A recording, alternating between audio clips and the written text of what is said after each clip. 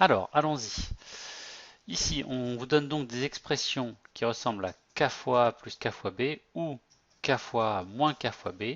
Et l'objectif, c'est de reconnaître le nombre k, qui se répète donc deux fois, et le petit nombre a et le petit nombre b qui sont avec.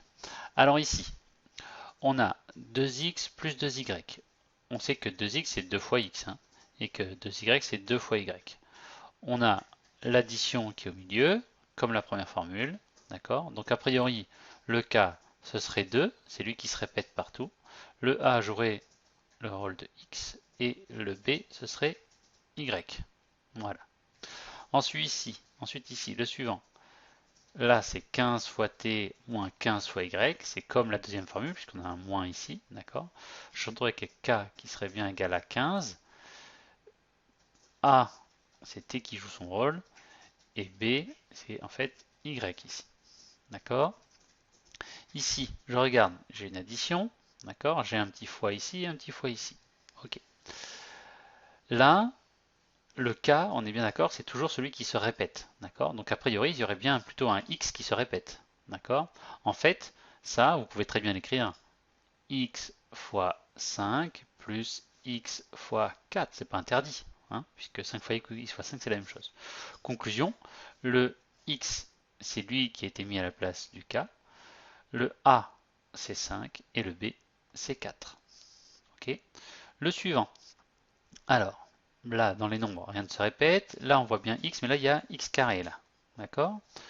On va faire une petite remarque. Comme au-dessus, 10 fois x ou x fois 10, c'est pareil. D'accord? Plus. Je rappelle que le x carré, c'est en fait x fois x. Oui.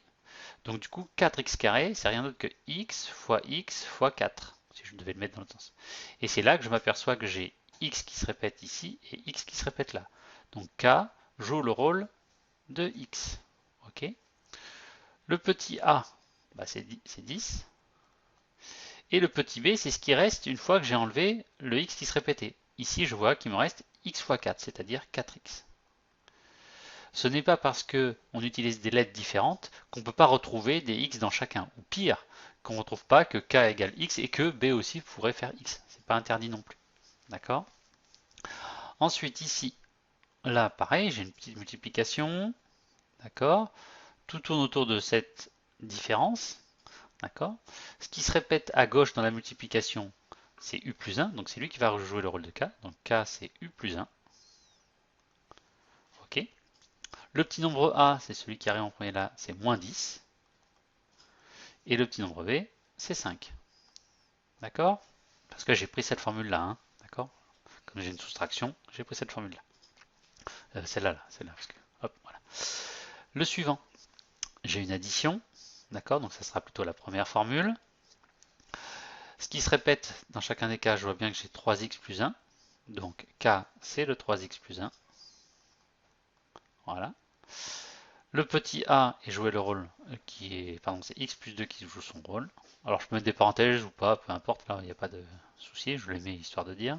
Et b c'est 4x moins 1. Voilà. Et maintenant on est bon, d'accord? L'objectif c'est juste d'avoir compris que j'ai ou une addition ou une soustraction et que de chaque côté j'ai une petite multiplication à gauche et à droite. D'accord? Et dans ces multiplications, j'ai un nombre qui se répète, ou un nombre ou une quantité qui se répète. D'accord? Et que c'est accompagné de petites quantités ou petits nombres, comme on veut. D'accord? Il fallait juste les reconnaître. Allez, vous êtes bon pour partir en week-end.